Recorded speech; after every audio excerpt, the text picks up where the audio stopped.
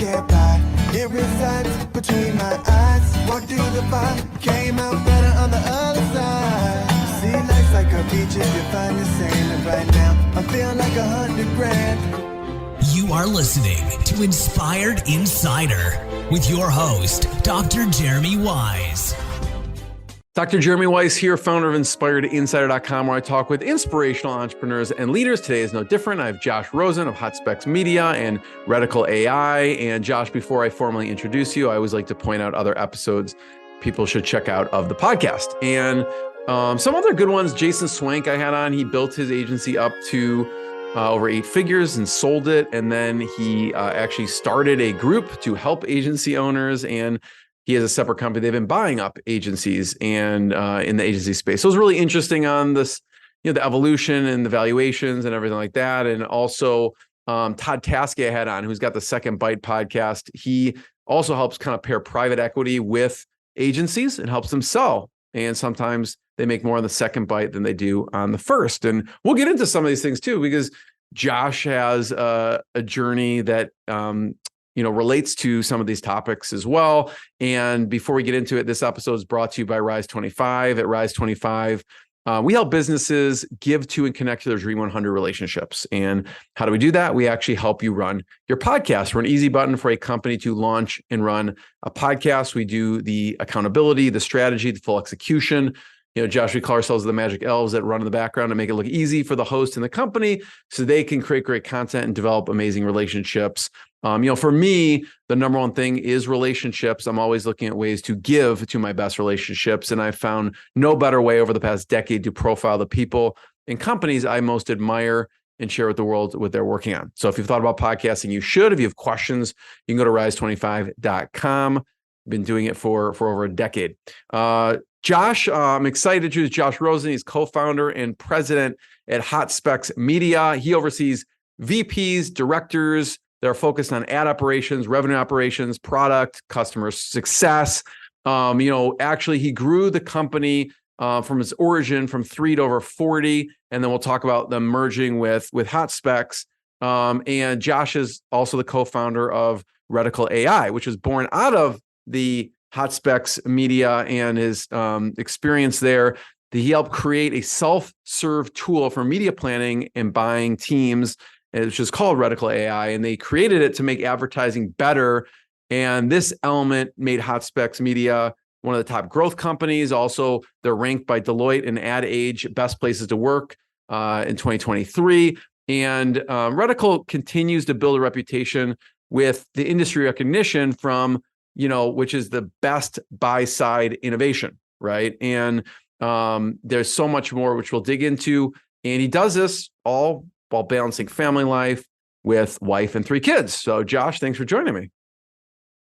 Thank you very much for having me. That was, I sound very impressive when you say it. We got to have you overtake YouTube, the other Josh Rosen from football. So talk about Hotspex Media and what you do. I thought you were going to ask me to talk about football and how I plan on winning a Heisman Trophy. I don't know anything about that. Yeah, absolutely. So Hotspex Media is a programmatic trading desk. We work with agencies and brands directly, help develop strategy, and then actually implementing buying, and then reporting, which has become one of our biggest investment components of our business over the last couple of years, so that we're able to help brands really recognize the value in the investment in working with us.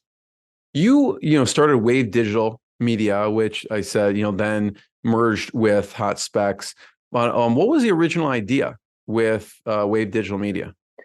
Yeah, great question. So we started Wave Digital Media in 2014. It was actually born out of a dorm room with the idea of being an affiliate marketer through a cousin of mine who was selling diet pills and e-cigarettes online.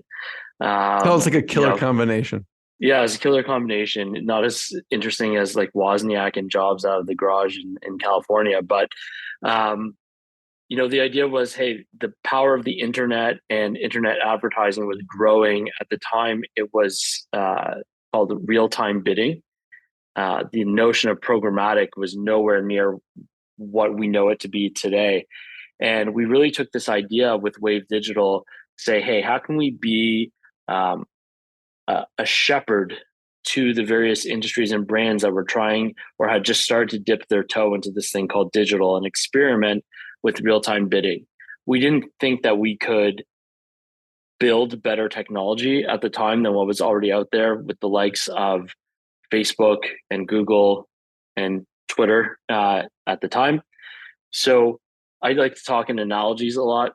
I equate it to being a race car driver, saying, we didn't design the track, we didn't build the car, but we certainly are very good at driving and getting around the track faster than anybody else. And that was the guiding principle in what we were setting out to do. How do we help advertisers navigate the complexities of real-time bidding in the most meaningful way possible?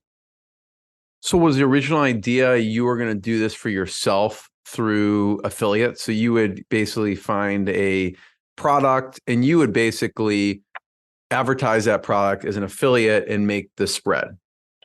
That's how it started. And then as the self-serve tools became more available and the idea of a DSP started to emerge, it was like, okay, we can take this and we can become this agency where we are working with more legitimate or top tier brands and agencies directly to help them, like I said, get into this space that there wasn't a lot of knowledge. And it's very interesting because there was no real veterans of it at the time.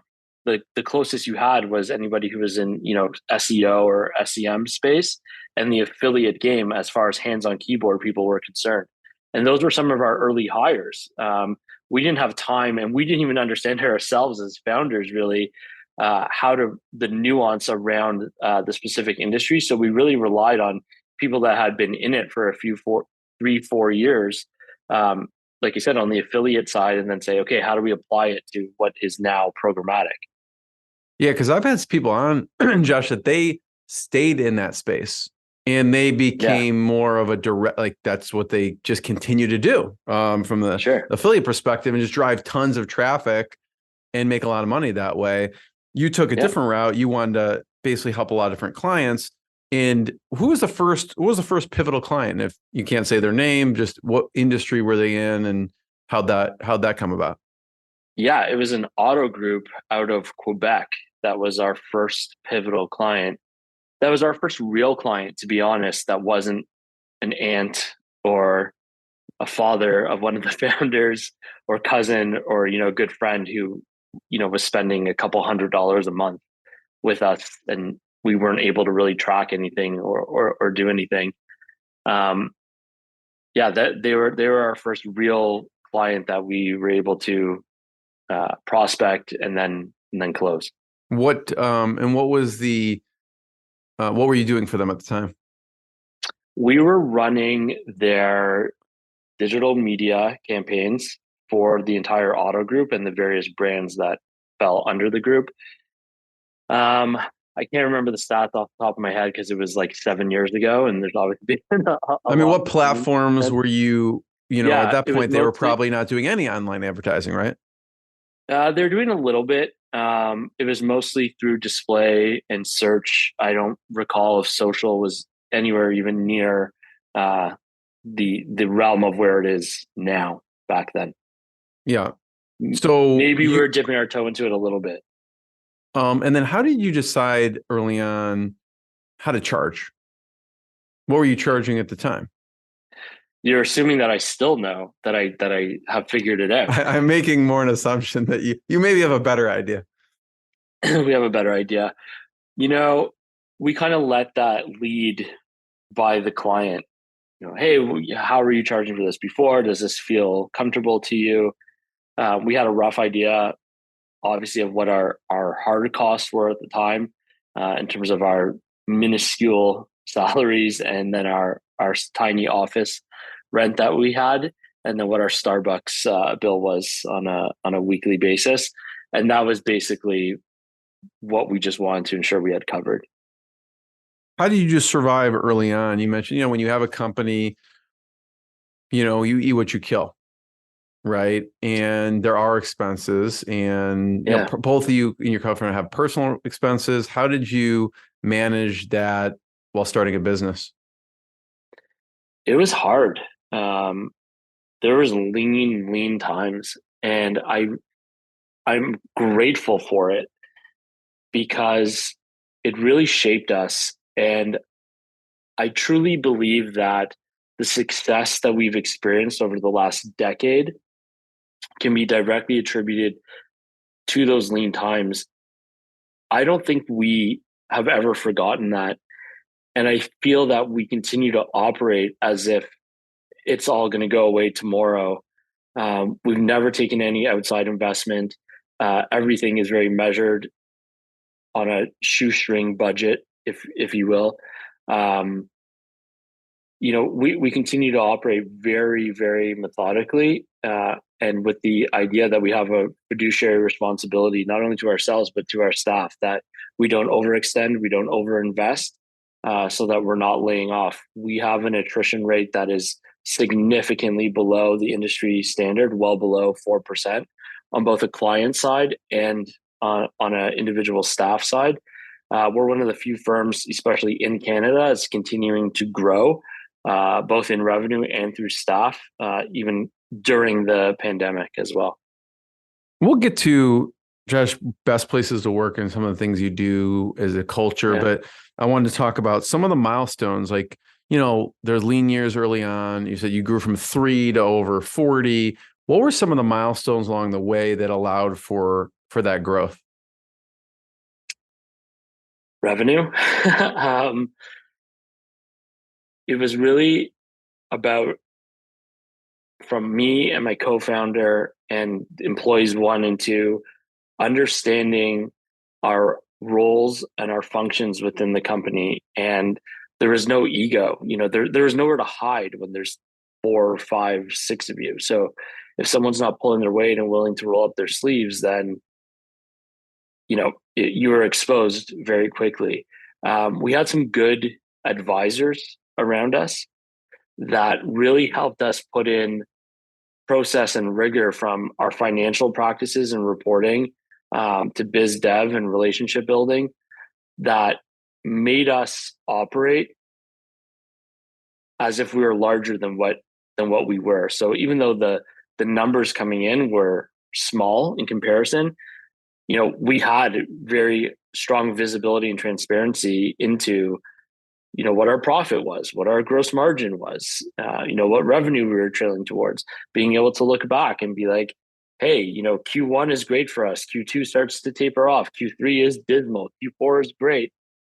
And once you start to have some of that history, you're able to then plan accordingly and really deploy a strategic vision to be like, hey, we need to put some major effort in Q4 to set us up for success for Q1, which will then carry over into 2 to offset a down in 3, and rinse repeat.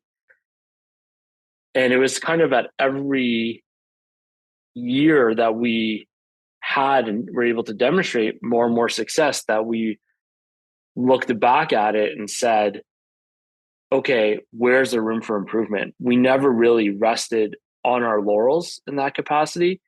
We always wanted to do better and believe that we could do better. Who are some of those, you mentioned advisors, who are some of the key mentors and advisors, and maybe a piece of advice they gave you? So they were various family members, people that had run large successful businesses. Some of them were involved directly in the industry where we licensed some of the technology from, or had been partners of ours along the way. I think the best advice that we ever got was, stay neutral. Celebrate the highs, learn from the lows, but don't get caught up in them. Come back to center and know that there's a job to do, and stay true to who we are. People buy from people, and we knew our place in the ecosystem, as far as we weren't developing anything at the time that was groundbreaking technology. So why us? And we always went to market with the idea that we were like investment bankers, right? That we were taking money and you needed to see a return and you were entrusting us with that. And we took that very seriously and we weren't spending it frivolously, inflating results. And even today, I say to prospective partners, I say, don't judge us in the good times. That's easy. Judge us when something goes wrong, when there's an underspend or an overspend, or a tracker falls off and we're not able to attribute return on ad spend to you. If we miss a report, like there's going to be things that go wrong. How we respond to that is where I want you to measure, because that's the true measure of the partnership. So when things go wrong, how can you give me an example of I had a guest on the other day who talked about they would every Friday they had people share major screw ups with the company, and then they would all kind of talk about how they handled that. What was one of those where something went wrong and how you and the team handled it to make that relationship better, even though it could have gone south, possibly? Yeah, we had that recently with a telco client that we were significantly underreporting. I don't remember the minutia of the situation, but the campaign looked like it was very poor. And it turned out to be a relatively simple pixeling issue, and that we were able to actually go into the data and pull out the various conversions. And it just wasn't jiving with what they were seeing. And of course, there's different degrees of visibility that we have as the media agency versus what they have as the advertiser. And it was really just an all hands on deck, showing them that, hey, here's the team. We're all showing up. I had multiple calls with that leadership team at the client side. No finger pointing, straight up, hey, we are on this. I am beyond sorry that this happened. Here's the steps that we're taking to mitigate it. And we're going to get back to you at this time. And then sticking to that time and not trying to point the finger and trying to assume as much of the responsibility as possible, but also respectfully sharing where there's accountability from their side as well. And I think that in that downside helped us understand where there's potential gaps in our organization in terms of, change management, project management overall, where we're sharing reports, dashboards, sharing pixels, getting approvals. And that helped us foster and develop a much stronger relationship with that brand moving forward. One that was built off, hey, you really are here for us, no matter what, whether it's Friday at 5, Saturday or Sunday. In fact, we've even won business because we've worked very hard at establishing strong credit facilities with the platforms that we work with so that we could take on spend. And then especially in the early days of RTB or programmatic, a lot of the business was run on people's credit cards. And when you're spending tens of thousands of dollars a day and you have executives that have their credit card into the platform, buying other stuff as well and other things going on it, that credit card can get maxed out very quickly. So we won a significant piece of business from a very large international, long-standing agency because their credit card was maxed and their Facebook ads weren't running. And we had credit terms with Facebook. And we were like, yeah, we can spin this up right away and we don't have to worry about that. And we've been partners with that agency now as a result of that agility for nearly 10 years. So sometimes, Josh, you'll work directly with the company, and there's times too where maybe an agency doesn't have the same capability as you, and they will have you run that for one of their clients? Correct. Yeah. And does that client typically know you exist, or is that more of like a white label scenario? There is no such thing as typical in this industry. So I think it varies. Our preferred engagement would be we are in lockstep, arm in arm, seat at the table. We intentionally built the business 10 years ago with the idea that we wanted to be narrow and deep in our focus, specifically on digital media. It took us a very long time to even bring on search as a primary practice because it was still kind of an outlier in terms of what programmatic was considered. And because of that approach to how we look at the industry, we find ourselves able to complement various types of other agency relationships. So whether it's a PR firm, a traditional in terms of linear, TV and out of home and radio media agency, or a straight up creative and strategy / design agency, we're able to work with all of them in various capacities because we don't have any competing interests or capabilities. Totally.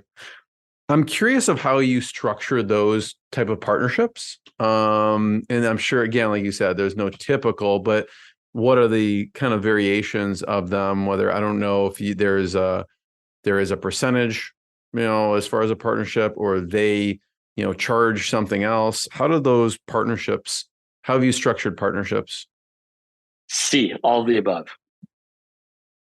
Well, give me, there's a couple, variety of examples. You don't need to go into specific numbers if you don't want, but like, just what in your mind you go through with your partners and some of the options. Yeah.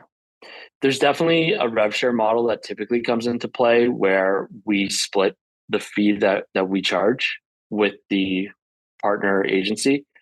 Oftentimes their take on that is smaller because they are heavily involved. They are doing the thing that they're there to do and collecting their own management or project fees, and we're in there doing our portion of it.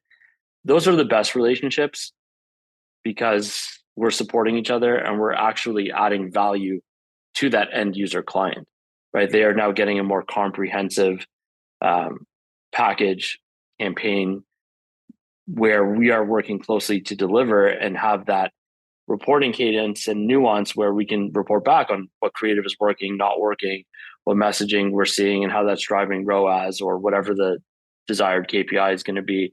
And we have that shorthand with each other that we're able to spin up new ads very quickly and get them into market based on those insights and that feedback. So that's how we prefer to structure it. Of course, it comes in various different flavors and formats over the years. I think more and more as the industry evolves, frankly, as brands, as advertisers are starting to move away from more traditional retainer models as well, they're happy to see that degree of transparency and know like, hey, this is my media group. We're paying them this amount based on media investment. This is my creative and strategy team. We're paying them based on this. And everyone goes off and does what they're supposed to do. So if that partnership, let's say, whatever, it's a PR company and they want to bring you on. Okay. Yeah. One would be they add it into their proposal or whatever with the client. And then are they usually then taking that money and then paying you? Or yeah, they are. Yeah, it can totally work that way. Again, if we're brought to the table to do something specific, then typically we then own that relationship directly with the client. And it's just better for everybody, right? Then the communication is much easier. The communication is much easier. There's no middle person that has to decipher. And, I'm not on the golf course while they're trying to frantically get a hold of me for something to get back to the client. So there's no disruption in that line of communication. And it's much easier to have our experts and our dedicated team members be right in the mix and be responsive and timely.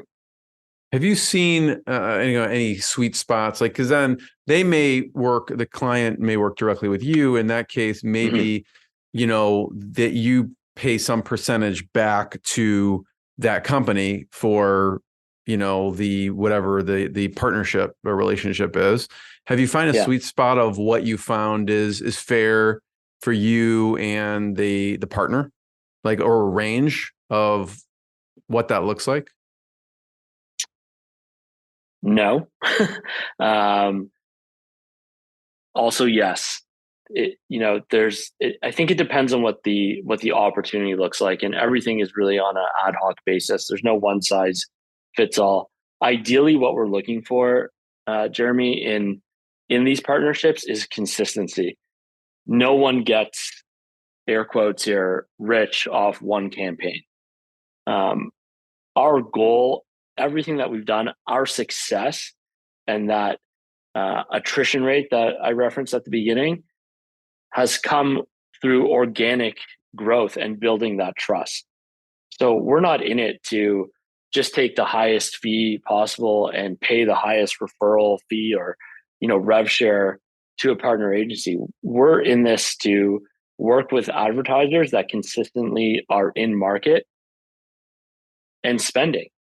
And a lot of our early success came from taking on smaller spending accounts that no one else wanted to touch, that were under some predetermined threshold that I don't know how they came up with it, but it worked to our favor, and then growing them. Talk about, you mentioned telco. So people understand a little bit more about what you do. Talk about what you did with the telco company. Yeah, so we work with various verticals, anything from financial institutions, very nuanced within finance, to like investor relation platforms or analytics platforms for a specific niche of the investment community, right through to internet service providers, appliance manufacturers, auto clients, cryptocurrencies, post-secondary education. We work across a number of verticals. With each advertiser, there's a different requirement in terms of what their go-to-market plan consists of. Some of them have high awareness and they want to generate a lower cost per acquisition. Some of them are launching and have no awareness and need to create a name for themselves and drive traffic and generate leads. So it kind of goes back to the fee model. There's no one size fits all in terms of what that brand is looking to do.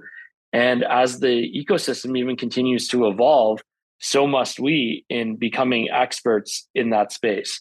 As you scroll down there, there's a couple clients that you referenced there, and there's some that we're looking at launching in Amazon as an example, and that's a relatively new platform that didn't exist 10 years ago. Pinterest continuing to add new and unique advertising products to it.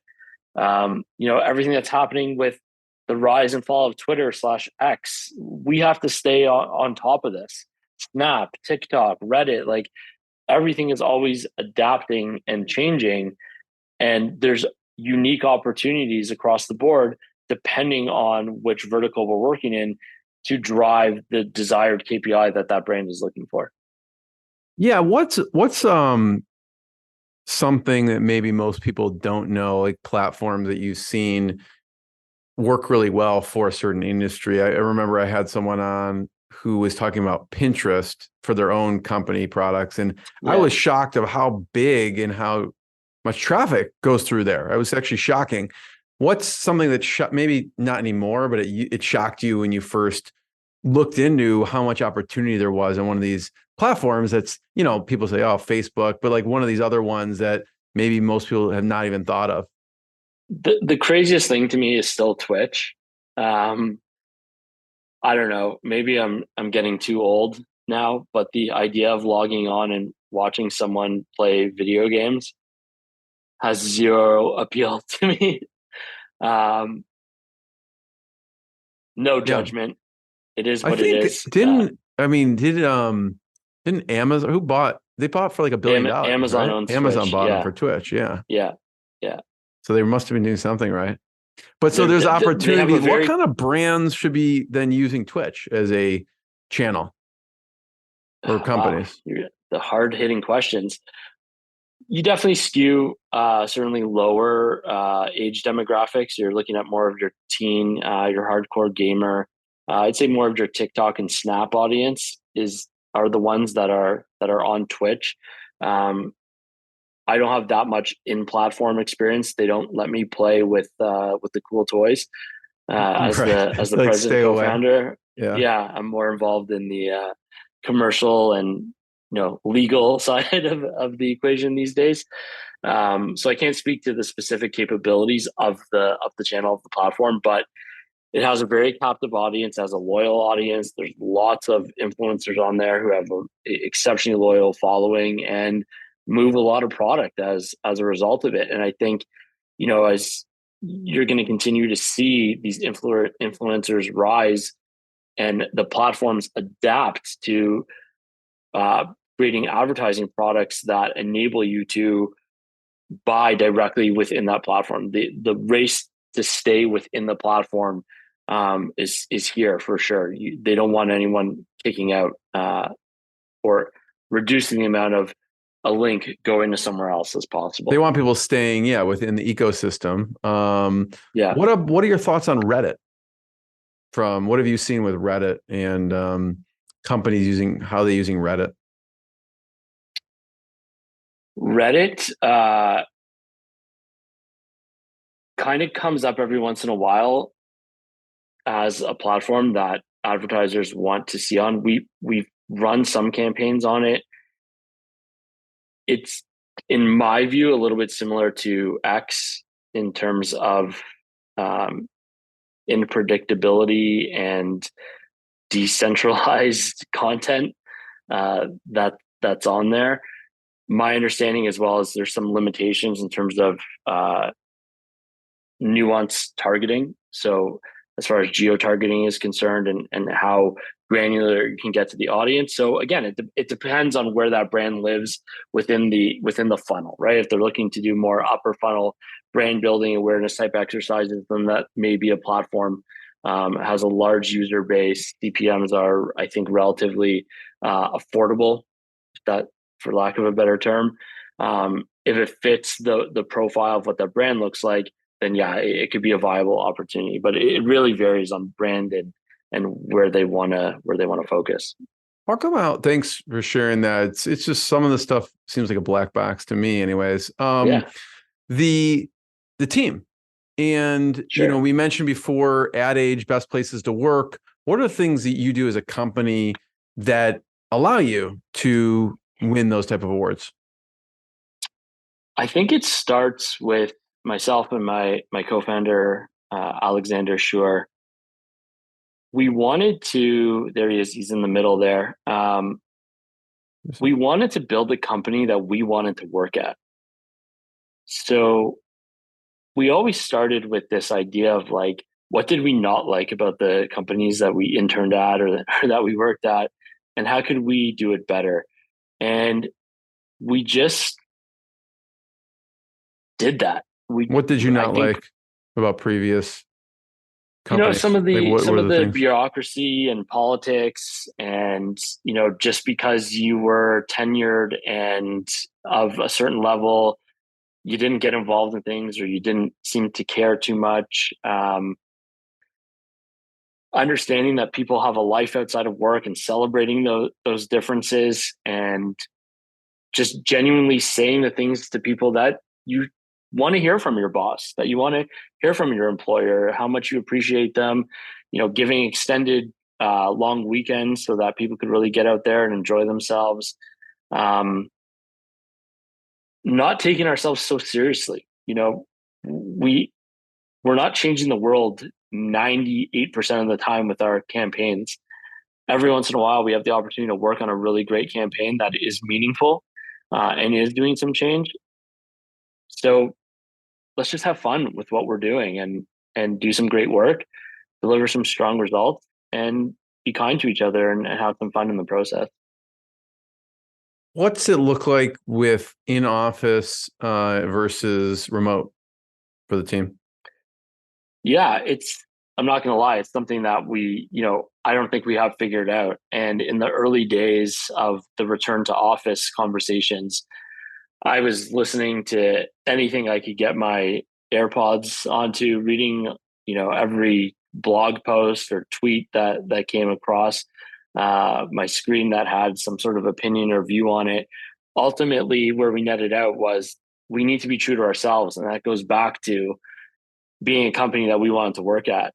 So we have a every other Wednesday, strongly encouraged policy. The office is open. It's stocked with snacks and beverages. Everything that you need to make it comfortable. There's a few people that take advantage of it on a regular basis. There's some that don't. There's some people that live very far away from it. I think at the end of the day, we want people to feel comfortable. We want them to feel supported. And the results that we've been able to demonstrate over the last 3.5 years kind of speak for themselves. So it's hard for me to say it's not working. So we're just going to keep doing what we do. How did that change your hiring practices with more of the remote setting? I think we've always taken a very pragmatic approach to hiring, which is best person for the job, full stop. So if they lived in BC, but they were absolutely the right person for us, then we'll adjust and we'll accommodate. So you would always consider remote staff? Yeah, I don't think we ever, to be fair, it never really came up pre-pandemic. So it was nothing that we had to consider as a management group. But yeah, we're open to it. We just want the best people that, I often come in for the more technical interviews at the end when Ali will message me. He'll be like, hey, I think we're going to hire this person. Everyone else on the team has met them. Can you spend 15 minutes with them? And I really just come in as the vibe check. Be like, yeah, this is somebody that I think we can get along with. And that's going to fit I don't like throwing around the C word. I call it more of a vibe. The C word is culture. But fit the vibe of what we've built and what we've established. The CEO of Hotspex, Shane Skillen, who acquired us, asked Ali and myself this in our interview, which was like, okay, we're stuck on a boat and we're lost at sea. Are we going to try and throw each other off the boat? What are we going to fight about? And I remember hearing that from him for the first time and thinking that's the most ridiculous question anybody's ever asked me. And then reflecting on it, like on the drive home, being like, what a brilliant, insightful question to ask somebody you're about to go into business with. What did you say? And that's kind of I said nothing. Him and I are too we might fight because we're too like-minded and we both want things our way. But at the end of the day, there's not much that he was asking between you and your co-founder, or you and him? Me and him, and then me and then him and a co-founder. Yeah.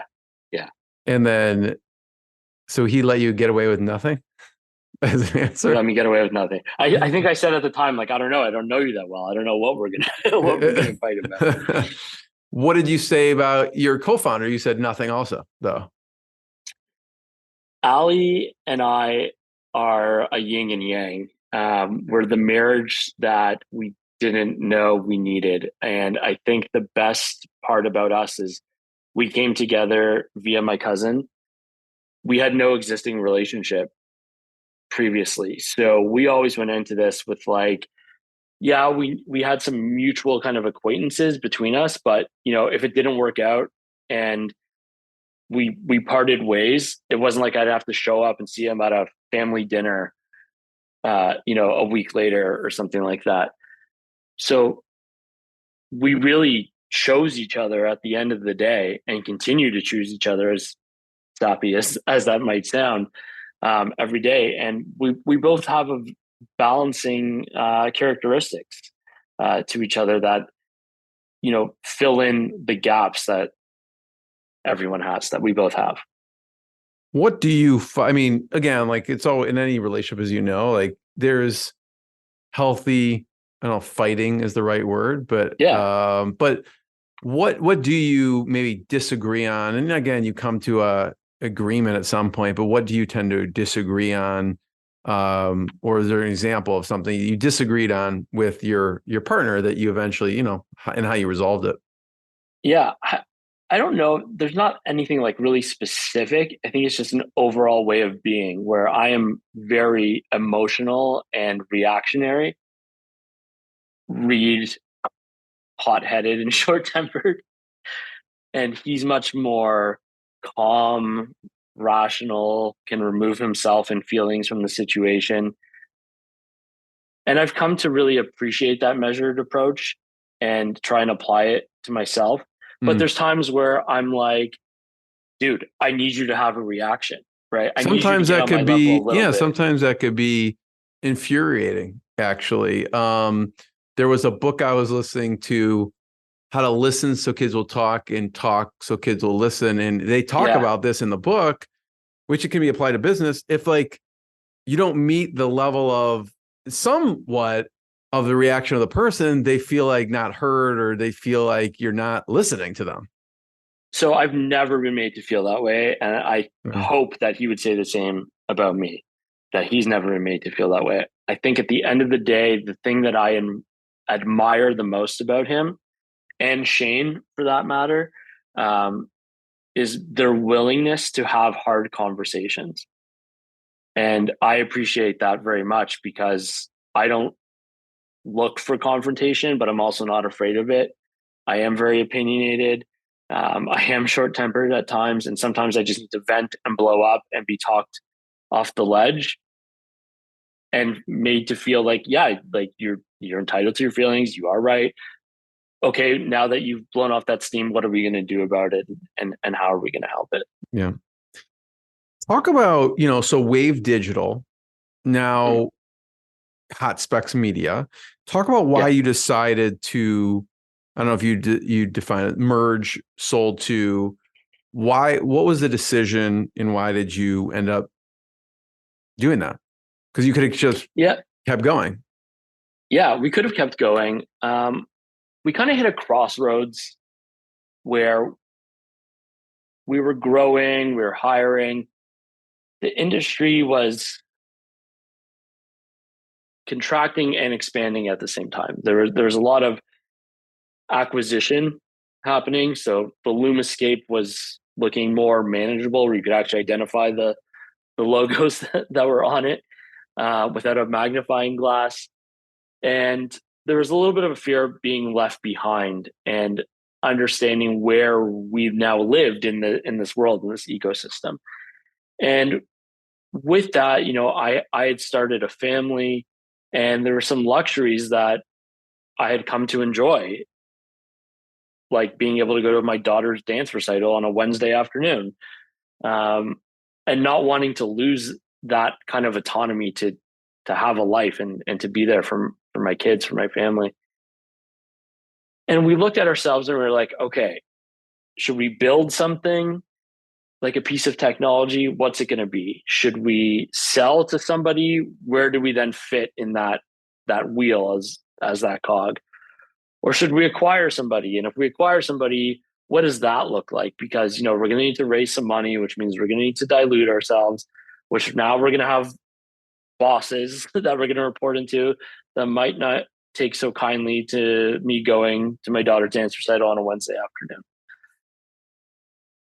And we realized that we had this, what we mapped out in our minds and even, kind of sketched out on some napkins, was this unicorn scenario.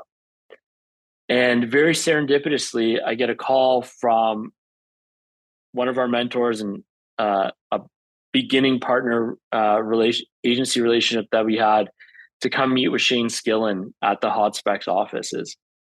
And I had actually interviewed to be an intern in the early 2000s with Shane to work at Hotspex, to which he astutely said, market research is not for you. Best of luck.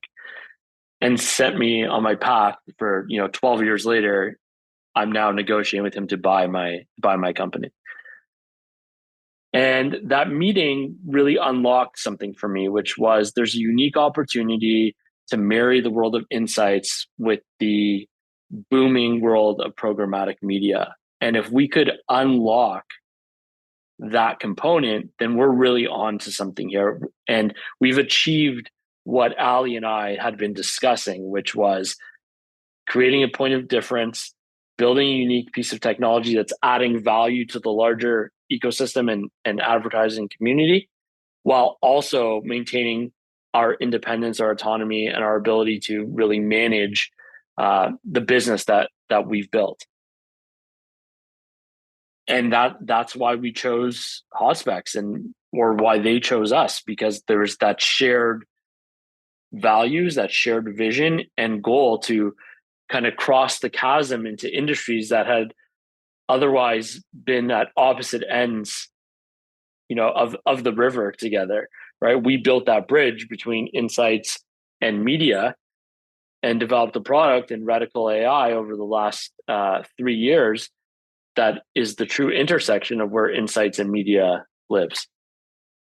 Talk about Reticle for a second. I do want to hear too also how it changed your job once you merged. So we'll talk about Reticle first. What is, you said it's kind of like the love child.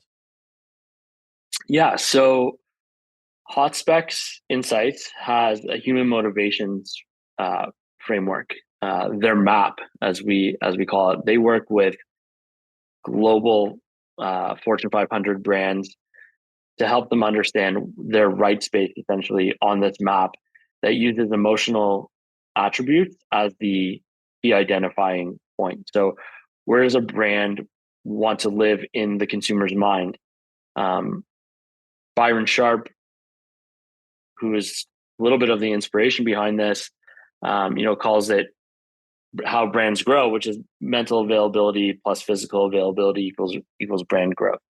So this notion of how do you relate a brand to an emotional attribute and create that connectivity is where people are going to purchase your brand and have great thoughts about it. It's why, you could not be a car person, Jeremy, but I could ask you to tell me everything you know about Ferrari, and you're going to name off things that it's luxurious, it's exotic, it's Italian, it's red. These are all, brand attributes that live front and center that you have strong recall for in your brain. And at some level, it's created an emotional response in you as a result of years of decades worth of brand building. So Hotspex has that. Brands are actively doing that in everything that they do from an insights perspective. It's why they go to market with advertising, is to create that emotional connection with the advertiser or with the viewer, sorry. What was missing in programmatic was the ability to truly uncover that. So we built Reticle, which we call brand optimal, is that convergence of mental availability with showing up in optimal placements for that brand by leveraging technology that we built in-house through AI to really go beyond sentiment. So not just a positive, neutral, or negative, but to really go deep into what is this piece of content portraying from an emotional perspective, i.e. is it active, attractive, capable, et cetera, and then aligning the brand to show up in that optimal placement through programmatic buying. Super interesting. And if you're listening to just the audio, there is a video version. I was kind of poking, you'll see it, ReticleAI.com. You can take a look and check that out on their website as well. I guess, Josh, we only have a few more minutes, but my last question is just any resources. You said, when you are learning and growing as a leader, as a company, you're probably listening to different things, or any particular books and resources that you've listened to that you could share with people. Yeah, I listened a lot to How I Built This. I listened to Startup, which was one of the most interesting podcasts because it was the building and start of Gimbal. And I just, watched people around me in our industry, not in our industry, and just tried to learn their journey and understand what they did that I wasn't doing. And I never stopped or was never afraid to ask a question. And I remember we were named one of Canada's fastest growing startups by a prestigious publication here in Canada, and they had a luncheon for all the winners. And Jim Basili was one of the attendees. And if you don't know who that is, he was the CEO of RIM, which made BlackBerry. back in the day. For the younger listeners, that was before the iPhone. And I miss it dearly, by the way. I'll just say that. I hung Still on to wish I my had that. BlackBerry as long as possible. So I Good get for it. you. Yeah. Good for you. I miss that thumb wheel, although I probably have some form of carpal tunnel if I still had it. And I got him in a corner and I asked him, I said, "Hey, what advice do you have for me as a young, founder who's trying to build a company in a very competitive space?" And he said, I'll never forget this. He said to me, "Everyone thinks that entrepreneurship and running a business is linear, right? You do this, and then you do this, and you do this, and you do this, and that, kind of waterfalls into the next stage." He said, "I want you to envision that you're trying to hop across a pond or something, and there's all these stones on the surface. So, you take a step left, take another one left, and you hop right, and you're trying to follow the path. And then all of a sudden you're like, oh, no, there's no more stones to hop to. So you backtrack, and then you find a different path. And you kind of keep going in this crazy, convoluted way that's kind of zigzagging across the pond until you reach the other side. That's what running a business is." And I've never forgotten that. And I think that resonates true with no matter what industry you're in. It's not linear. Nothing happens in a vacuum. It's 2 steps forward, 5 back, but that's where your mettle is tested. That's where you can reach that summit and really look back and say, wow, we did something here, and then roll up your sleeves and go right back to work. Josh, I'm the first one to thank you. Amazing. Thanks for sharing your journey. Hotspecsmedia.com, ReticleAI.com, and we'll see everyone next time. Thanks, Josh. Thank you. What I got, you can't buy. It resides between my eyes. Walked through the fire, came out better on the other side. See, life's like a beach if you find the sailing right now. I'm feeling like $100 grand.